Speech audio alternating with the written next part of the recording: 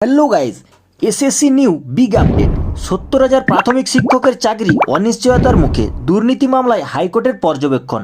তো টেট সংক্রান্ত সমস্ত নথিপত্র কলকাতা হাইকোর্টের বিচারপতি রাজশেখর মান্থার এজলাসে তুলে দিল সিবিআই। 4 দফায় যে ৭০,০০০ শিক্ষক নিয়োগ করা হয়েছে তাদের ভবিষ্যৎ বর্তমানে নিশ্চিত নয়। এরই মধ্যে 2014 সালের প্রাইমারি টেট পরীক্ষায় বেনিয়মের ইঙ্গিত মিলল। তো গাইস, পুরো ভিডিওটি দেখার জন্য অনুরোধ রইল। আপনাদের মনের ডাউট ক্লিয়ার করার জন্য আমি সন্দীপ আপনাদেরকে বুঝিয়ে দেব। তো গাইস দেখুন, SSC new big update school service কমিশনের 2016 সালের সম্পূর্ণ প্যানেল বাতিল করেছে হাইকোর্ট। 26,000 জন শিক্ষক সহ অশিক্ষক কর্মচারী হাইকোর্টের মাত্র একটা রায়ে চাকরি খুইয়ে বসে আছেন। সুপ্রিম কোর্টের ইতিমধ্যেই মামলা দায়ের করা হয়েছে। এরই মধ্যে 2014 সালের প্রাইমারি টেট পরীক্ষায় বেনিয়মের ইঙ্গিত মিলল। নকল ওয়েবসাইট তৈরি করে নিয়োগ থেকে শুরু করে অকৃতকার্য পরীক্ষার্থীদের পাস করিয়ে নিয়োগ সহ বিভিন্ন অভিযোগ এরই মধ্যে সামনে আনল কেন্দ্রীয় তদন্তকারী সংস্থা সিবিআই।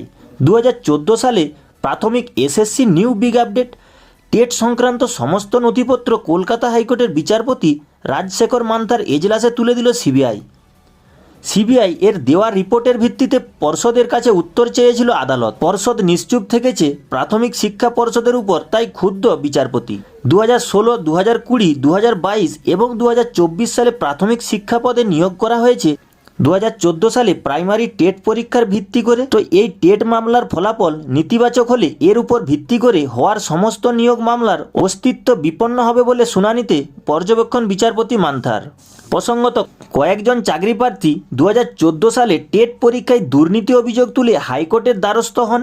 এরপর এসএসসি নিউ বিগ আপডেট মামলা দায়ের করার পর সেই মামলার শুনানিতে পুরো নিয়োগ প্রক্রিয়া খারিজ করার ইঙ্গিত দেন বিচারপতি মান্থা। সিবিআইয়ের ও এমআর সিটের আসল তথ্য যদি খুঁজে না পায় তাহলে 2014 সালে টেট বাতিল করা হবে বলে নির্দেশ দিয়েছিলেন বিচারপতি।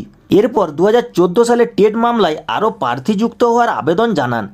ইতিমধ্যে আদালতের পক্ষ থেকে সকলকে মামলায় যুক্ত হওয়ার অনুমতি দেওয়া হয়েছে।